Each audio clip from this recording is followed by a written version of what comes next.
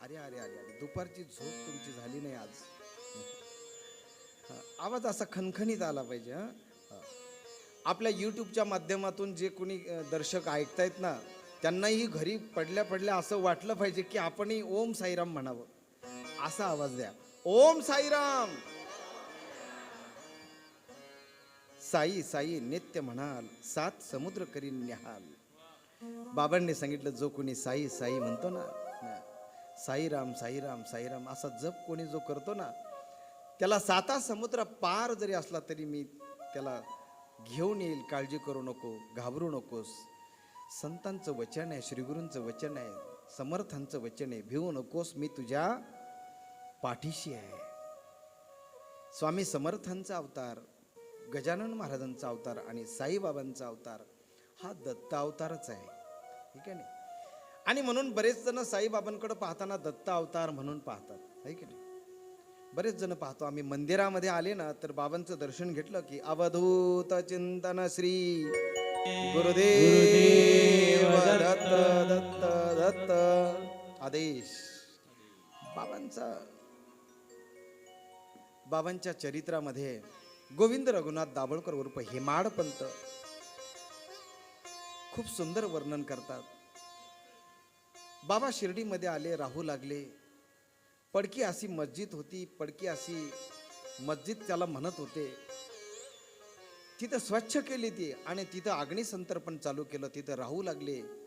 पाहता पाहता बाबांची कीर्ती हळूहळू पसरू लागली. कशी? योगीराज सद्गुरू गंगागिरीजी महाराजांच्या करवी तर त्यांच्याकडनं सर्टिफिकेट तर मिळालंच, परंतु त्याच्यानंतर येवल्याचे, नाशिक जिल्ह्यामधील येवला हे गाव आणि येवला गावापासून काही अंतरावर असलेलं सावरगाव नावाचं गाव, या सावरगावला दादा महाराज त्या ठिकाणी स्वामी समर्थांचा मठ आहे. त्या काळामध्ये जुना मठ आहे अगदी असं सांगतात, किंवा असं एक प्रघात आहे, किंवा असं एक चर्चा आहे की स्वामीजी त्या ठिकाणी त्यांचे चरण लागलेले आहेत. स्वामी समर्थांचा मठ आहे सावरगाव या ठिकाणी.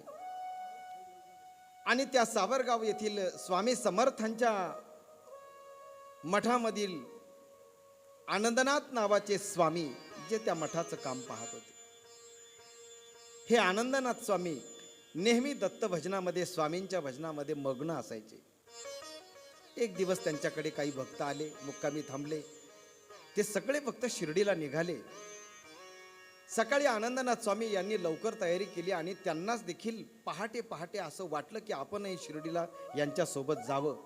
सकाळी सकाळी पूजापाठ आवरला, त्यांची भजनाची नामावली चालली, समर्थांचं त्यांच्या मुखातील भजन चाललं. बाकीचे साई भक्त देखील त्यांच्यासोबत आले आणि स्वामींचं भजन करू लागले. आपणही 2 मिनिटं करूया सर्वांनी.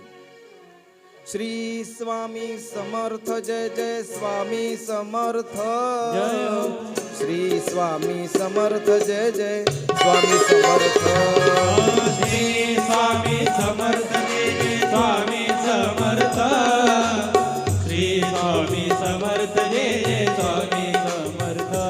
महाराज श्री स्वामी समर्थ, जय जय स्वामी समर्थ, श्री स्वामी समर्थ, जय जय स्वामी समर्थ. महाराज श्री स्वामी समर्थ, जय जय स्वामी समर्थ, श्री स्वामी समर्थ, जय जय स्वामी समर्थ.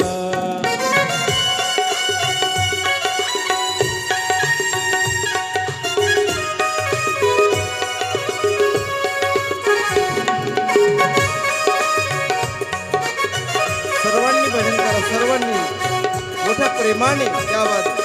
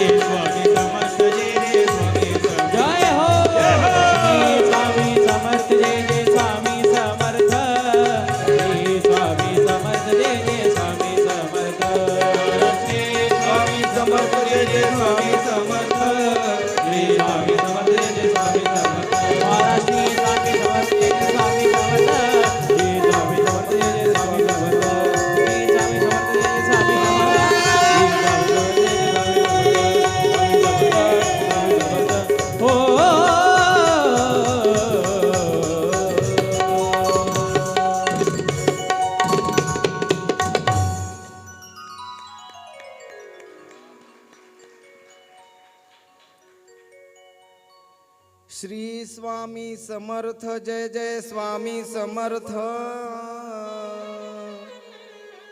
श्री स्वामी समर्थ जय जय स्वामी समर्थ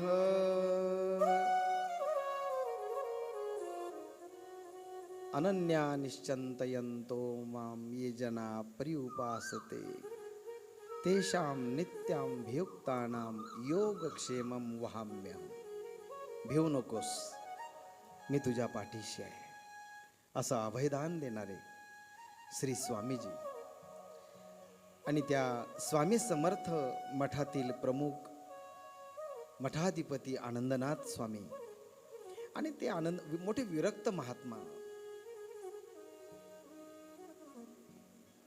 न जाणव त्यांना देखील शिर्डीची ओढ काही दिवसापासून लागलीच होती. शिर्डीची ओढ कशी लागेलो, कधी लागेलो, या मंदिरामध्ये येत जा. हिंगणघाटच्या सर्व माता मावल्या सर्व साई भक्तांना माझं नम्र निवेदन आहे. दररोज जरी शक्य नसलं तरी सुद्धा किमान पक्षी गुरुवारी तरी 8 दिवसा गुरुवारी भक्त करी वारी प्रभु पद पाहावया पव भय निवारी भय निवारी आरती साई बाबा सौख्यदातार देवा चरण रजतरी द्यावा दासा विसावा भक्ता विसावा आरती साई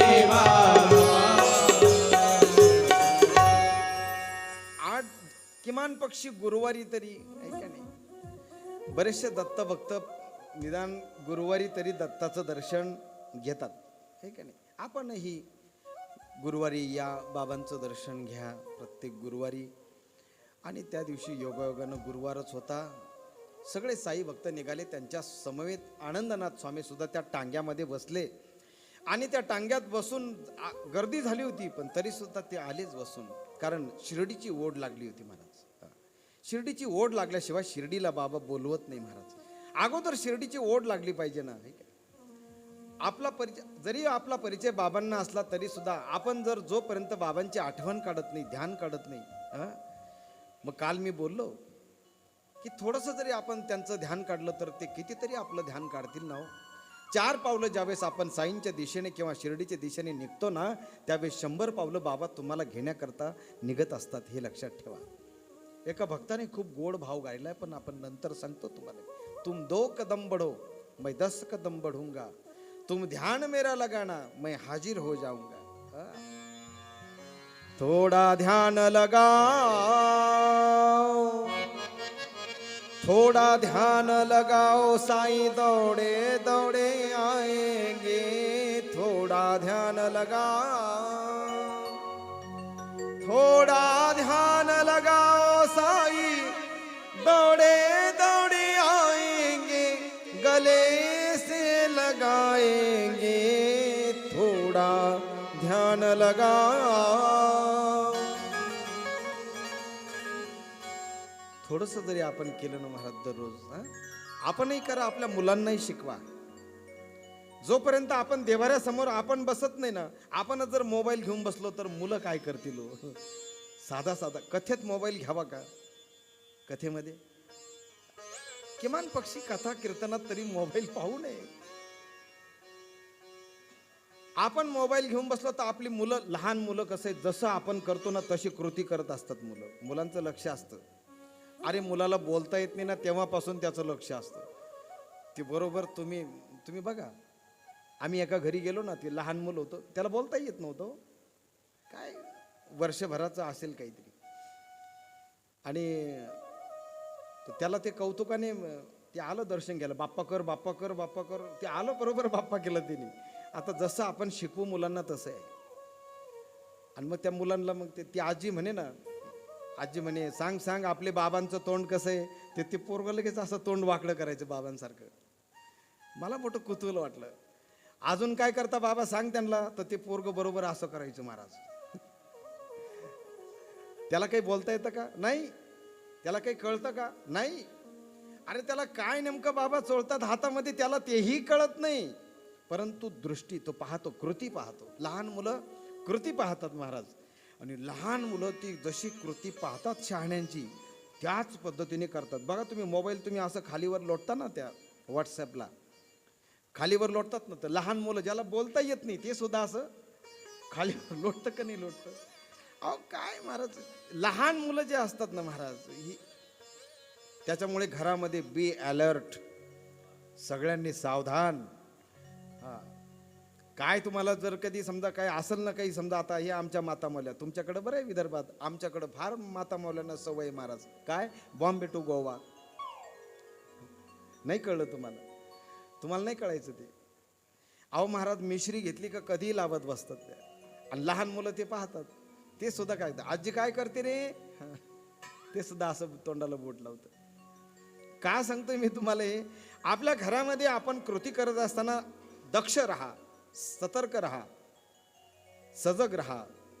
का बोलतो, त्याचं कारण असे, जसं आपण वागतो घरामध्ये त्याच पद्धतीने मुलं कृती करतात महाराज. आणि तसंच घडलं महाराज. लहान मुलं जशी असतात ना महाराज निरागस, तसं संत असतात महाराज निरागस. संतांचा स्वभाव हा लहान लेकरात गेले का लहान लेकरासारखे असतात, शहाण्यामध्ये गेले का शहाण्यासारखे असतात. ते त्यांचं बालपण कधी मरू देत नाही महाराज. आणि संतांकडून हे शिका. मलाही कधी कधी असं वाटतं की आपल्यातलं बालपण खरंच मरू नये महाराज, मरू नये. जगद्गुरु तुकोबाराय म्हणतात, लहानपण देगा देवा, मुंगी साखरेचा रवा, ऐरावत रत्न थोर, त्यासी अंकुशाचा महार.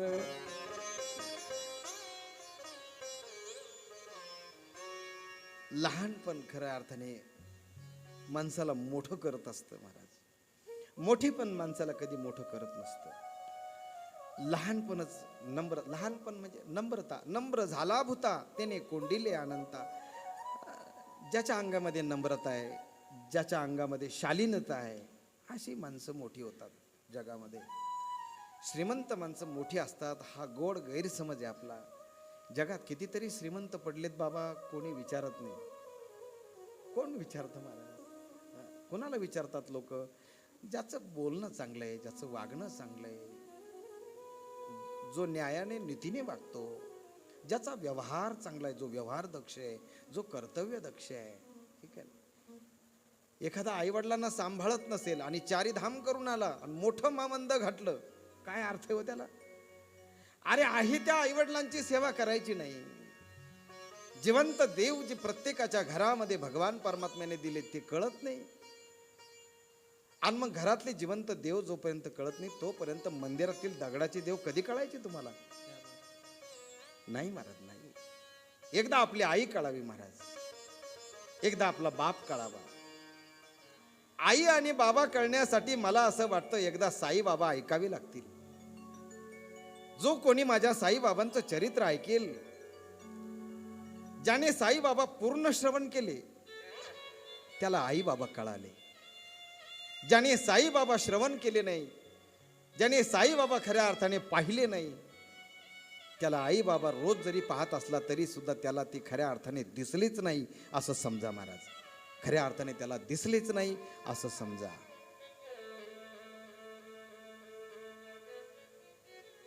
त्वमेव माता च पिता त्वमेव, त्वमेव बंधुश्च सखा त्वमेव. श्रुतीचं वेदाचं पहिलं विधान आहे. आई हे प्रथमता दैवत आहे, वडील हे प्रथमता दैवत आहे. आचार्य देवो भव, अतिथी देवो भव, हे शिकवणारी आमची संस्कृती आहे. आणि मी माता माऊल्यांना धन्यवाद देईल महाराज. तुम्ही ते संस्कार, ती संस्कृती जपली आहे. खऱ्या अर्थाने संस्काराचं जतन करणं, संस्कृतीचं जतन करणं हे पुरुषांपेक्षा, पित्यापेक्षा, वडीलधाऱ्यांपेक्षा माता माऊल्यांकडे ही जबाबदारी विशेष आहे महाराज, विशेष आहे. आणि म्हणून प्रत्येकाने महाराज आपल्या भारतीय स्त्रीचा आदर करा. भारतीय स्त्रीचा जो गौरव केलाय आमच्या संतांनी केलाय, या भारताच्या मातीने केलाय, या भारताच्या पंतप्रधान, माजी राष्ट्रपती प्रतिभाताई पाटील, पहिल्या राष्ट्रपती भारताच्या,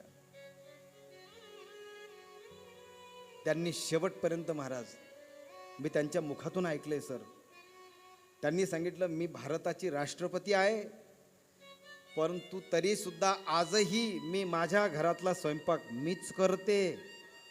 काय महाराज, किती नवल आहे, किती नवल आहे, किती नवल आहे. ही भारताची नारी आहे, ही भारताची स्त्री आहे. इथे मदालसा असतील महाराज, इथं खूप अशा विदुषा महास्त्रिया, महान अशा स्त्रिया होऊन गेल्या या भारतभूमीमध्ये. गार्गी असेल, मैत्रेयी असेल, मदालसा असेल, जानकी मैया, वैदेही माता,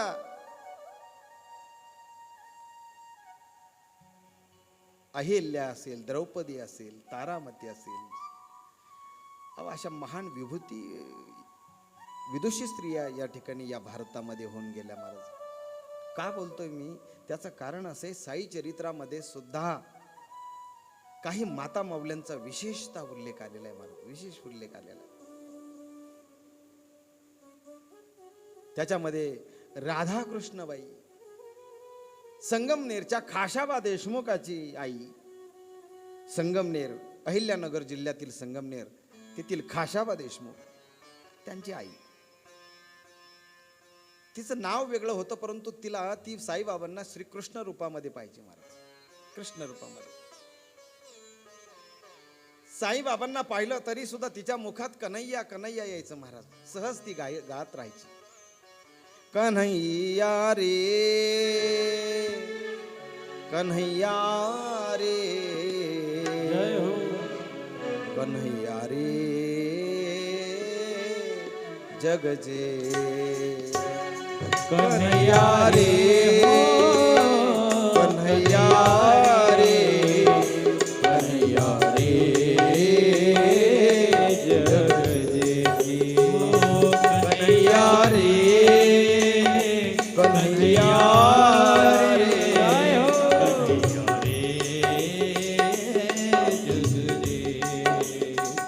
कन्हैया रे, कन्हैया रे जग जे, कन्हैया रे देई भेटी एक वेळा, कन्हैया रे कन्हैया रे, कन्हैया रे जग जे.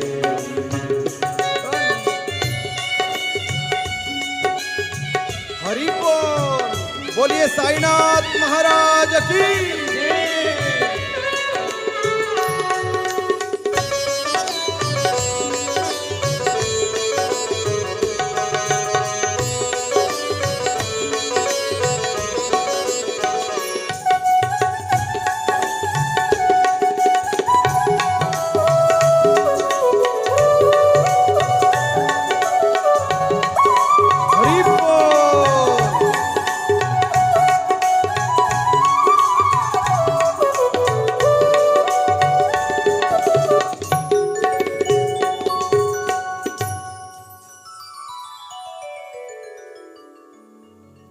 कन्हैया कन्हैया, कृष्ण कृष्ण कृष्ण कृष्ण म्हणायचे. राधा कृष्णमयी, हातामध्ये राधेची आणि कृष्णाची मूर्ती घ्यायची ती, आणि राधेची आणि कृष्णाची मूर्ती, छोटीशी मूर्ती, आणि ती अशी कायम तिच्या जवळ राहायची. साईबाबांनी तिला नावच पाडलं राधा कृष्णबाई. काय श्रद्धा असते महाराज काही लोकांची.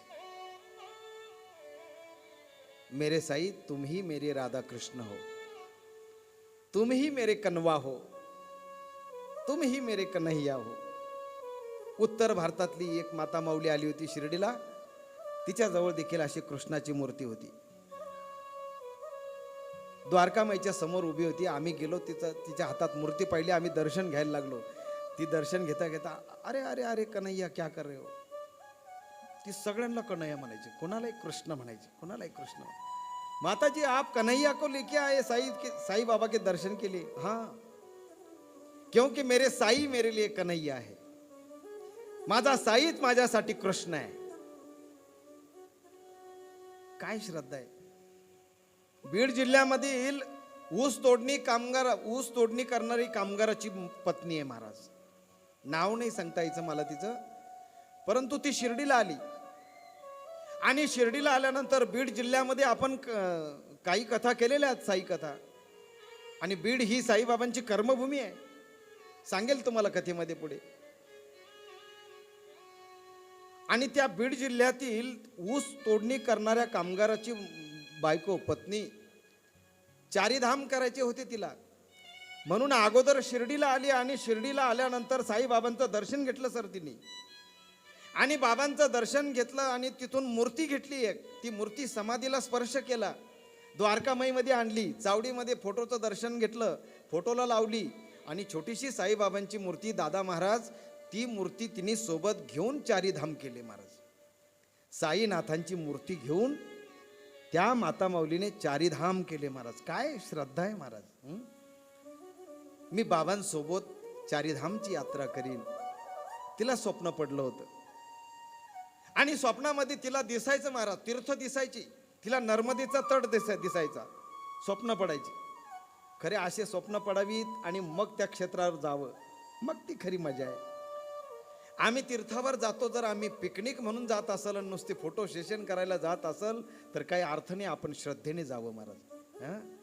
मग खऱ्या अर्थाने त्या तीर्थाचं महत्व आहे. मग ते तीर्थस्नान आहे. नर्मदा मैया स्वप्नामध्ये खळखळ खळखळ खळखळ वाहणारी महाराज, ती पुण्यसलीला नर्मदा स्वप्नात यावी आणि मग जावं नर्मदेच्या दर्शनाला. तिच्या स्वप्नामध्ये यायची महाराज. अलकनंदा यायची, यमुना यायची, गंगा यायची, गोदावरी यायची. सगळ्या पवित्र पवित्र गंगा सगळ्या तिच्या स्वप्नात यायच्या. आणि मग योगायोगानं आपल्याला कथेमध्ये ती माता माऊली भेटली. म्हटली बाबा मला शिर्डीला यायचंय. म्हटलं या, कधी या, परंतु मला एक छोटीशी मूर्ती घेऊन द्या साईबाबांची. मला चारीधामची यात्रा करायची आणि बाबांना समेत घेऊन करायची, बाबांना साक्षी ठेवून करायची. बाबा माझ्या सोबत जर असले तर मला कशाची भीती नाही. तिचा भाव कोण मला मोठं नवल वाटलं. पण म्हटलं एवढी मूर्ती तुला वागवणं कठीण आहे सोबत. नाही म्हटले मला मूर्तीच पाहिजे. मी म्हटलं अरे फोटो घे, फोटो ठेव तुझ्या पर्समध्ये. ती म्हटली नाही महाराज, मी छोटीशी मूर्ती घेऊन.